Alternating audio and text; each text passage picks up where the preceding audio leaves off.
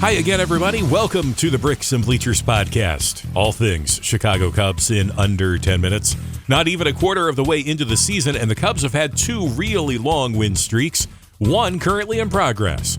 Yet another big injury this week to the Cubs starting rotation. We'll preview this weekend's series in Texas and much more just ahead. Cubs are currently 26-12, sitting atop the National League Central, the most competitive division in baseball. Cubs have won 9 games in a row and 15 in a row at home. It's not been easy. 3 consecutive walk-off wins this week during a 4-game series with the Reds.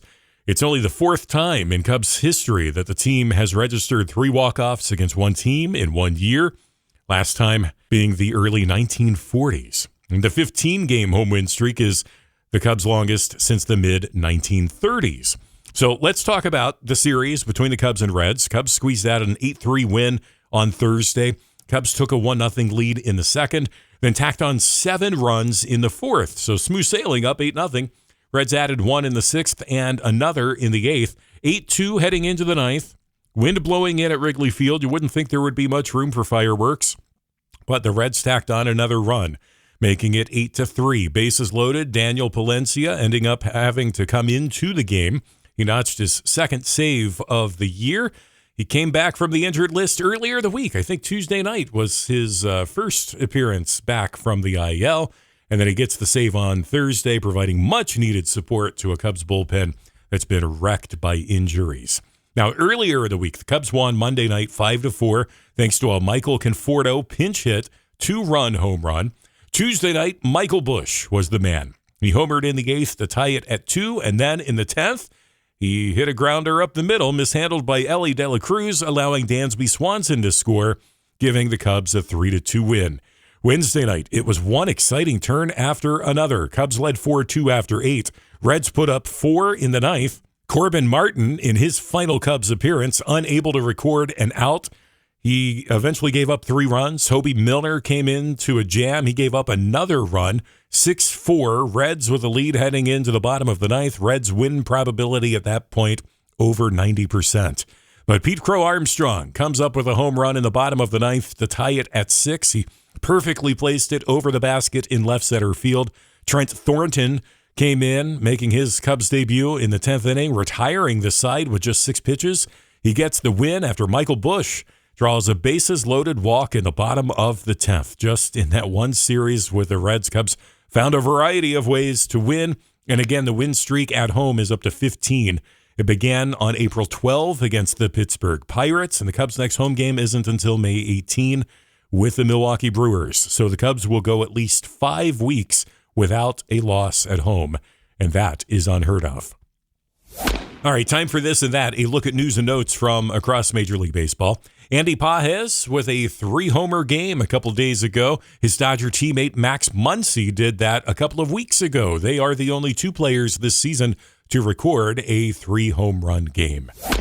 Brett Lauder of the Reds left Thursday's game against the Cubs with an injury after issuing back-to-back walks.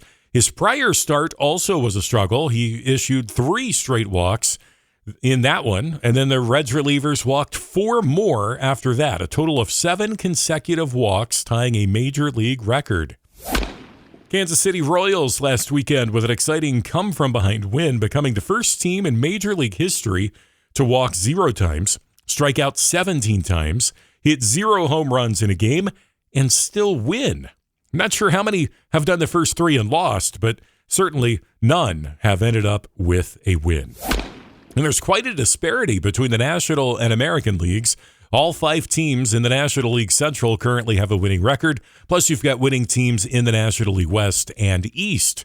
Yet in the American League, there are only 4 teams overall with a winning record. And even 2 of those teams are just a single game above 500. I don't recall the last time there was this much imbalance this far into a season. Now, let's get back to the Cubs. Injuries have been a major storyline for the Cubs so far this season, especially with the pitching staff. And another big one this week, as Matthew Boyd has ended up on the injured list after injuring his knee while playing with his kids. He has already had surgery to repair his meniscus. They're saying 6 weeks or so. in terms of recovery. Unsure the Cubs plan to cover his starts during that stretch, but Ben Brown gets the call tonight. I assume this will be an opener situation. I'd say 2 innings. Possibly he'll pitch into the third based on pitch count.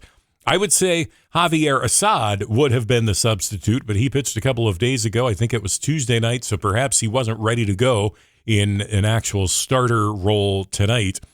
I've not been on the Ben Brown train this year, but he has been perhaps the most reliable in the bullpen this season, especially while Daniel Palencia was out. Brown got roughed up a couple times early on. He's been pretty good the last 3 weeks or so. I don't think he has enough control or pitch mix to be an effective starter, but a couple of innings as an opener, sure. We'll find out tonight.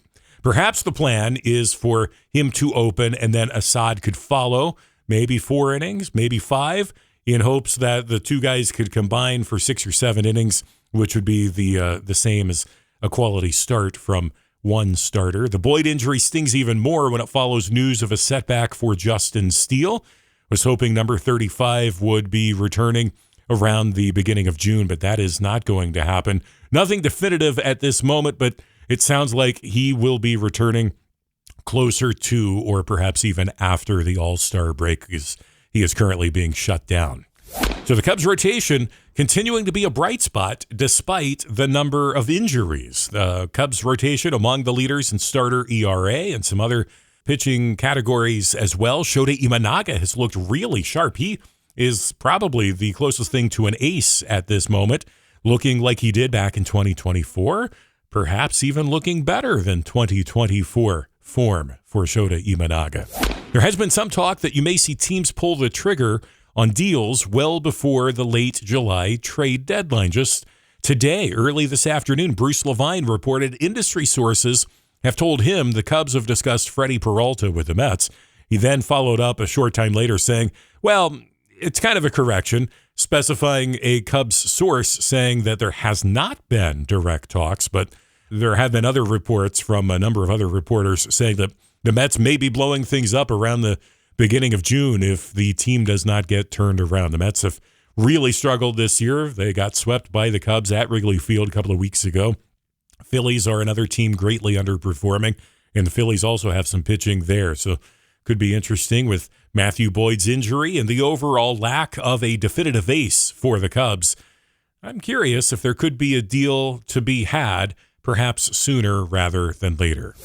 Now this weekend, the Cubs are in Texas, Cubs and Rangers, and while the Cubs have been hot, the Rangers are not, even at home. Rangers are just 7-8. Ben Brown and Kumar Rocker are the starters tonight. Brown's first start after 12 appearances out of the Cubs bullpen. Rocker is 1-3 in 6 starts. Only 2 innings for Rocker last time out as the Tigers tagged him for 5 runs. Rangers offense this season has struggled, especially with power. They are near the bottom in many offensive categories and among the highest in strikeouts. So hopefully that's a positive for Cubs pitching.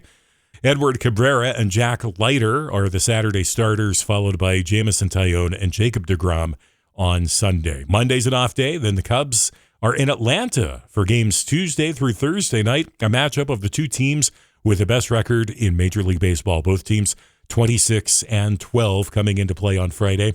And then a 3-game series for the Cubs with the White Sox on the south side of Chicago next weekend. Talk Cubs anytime. Love to hear from you. Bricks Bleachers on X. And subscribe if you're not already. That way you never miss an episode. On Spotify, iHeartRadio, Apple Podcasts, and more. All things Chicago Cubs in under 10 minutes. This is the Bricks and Bleachers podcast.